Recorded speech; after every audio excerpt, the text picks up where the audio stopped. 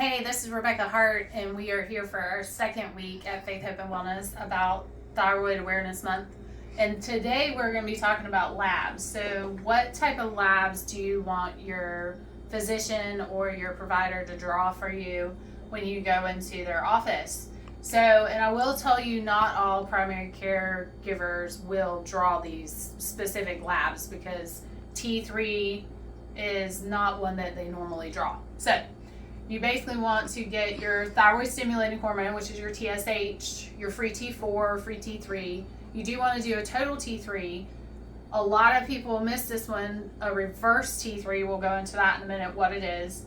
And then you want your antibodies. So a lot of people miss those as well. So TPO and thyroglobulin. And we'll talk about a little bit too.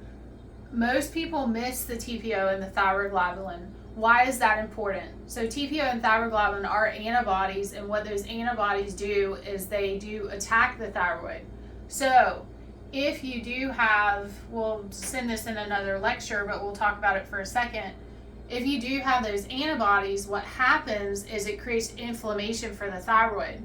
So with that inflammation, it can cause the levels of the thyroid to go down. So it's not necessarily a thyroid issue, it's more of an inflammation or an autoimmune issue. So if you fix the inflammation and the autoimmune, the thyroid system gets better.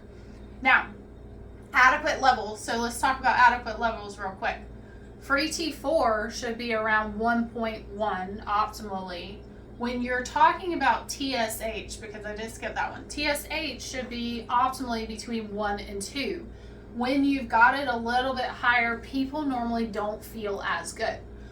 Free T3, that's your active hormone. Active hormone should be around 3.2. Total T3, around 120 to 180. Reverse T3, that's your breaks, should be between 12 and 18. Your TPO and your thyroglobulin should be pretty much just negative and non-existent. Now, when you get your labs done, the big thing about labs is there are certain medications that you don't want to take before these labs. One being your thyroid meds. You do not want to take them the morning of your labs. We want to get an accurate picture of what your T3 and T4 are doing on your medication, but we do not want to jolt right before we get your blood drawn.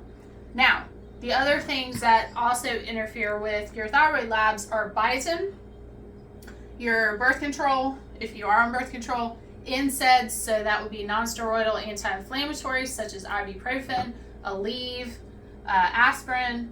The other one would be a nice adaptogen herb called ashwagandha. You need to stop these 2 days prior to getting your labs done so that it will not falsely elevate or depress your thyroid levels.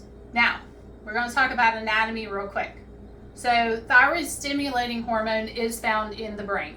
So brain, just it says what it does. It stimulates the thyroid to work. It sends a message to the thyroid saying, please make T4 and T3. Well, T4 here is your storage hormone. So storage hormone of T4, which is like synthroid, levothyroxine, tyrosine, those all turn into either free T3 or reverse T3. Now you can think of free T3 as the gas. It is your active hormone. That's what gives you energy. So that T4, that synthroid, has to convert to T3. Now, sometimes when you're stressed, it will convert to reverse T3, which is the brakes. We don't want that to happen. If that does, again, you can feel sluggish and tired and everything else. Now, if we give you something like a desiccated thyroid, it has T4 and T3 in it, okay? So what happens? Sometimes somebody will check a thyroid stimulating hormone and it will be low. The reason it's low is because you're getting that T3. If you're getting that T3, what it is a biofeedback mechanism. So your body, your brain senses that T3, it will drop down because of the fact that you have T3 and the brain goes, oh, I don't need to stimulate the thyroid to make any T3 because it's getting some. So Not necessarily is the T3 high because the TSH is low. So you always have to check the free T3 with the TSH if you are doing a dual therapy of T4 and T3. So next week we will talk about more about Hashimoto's and more about autoimmunity. We will also, in another week session, talk about different nutritional things that we can do to change that T4 to T3, because you can do nutritional things to change T4 to T3 before you even go on thyroid meds to improve your thyroid. So we will look forward to seeing you next week.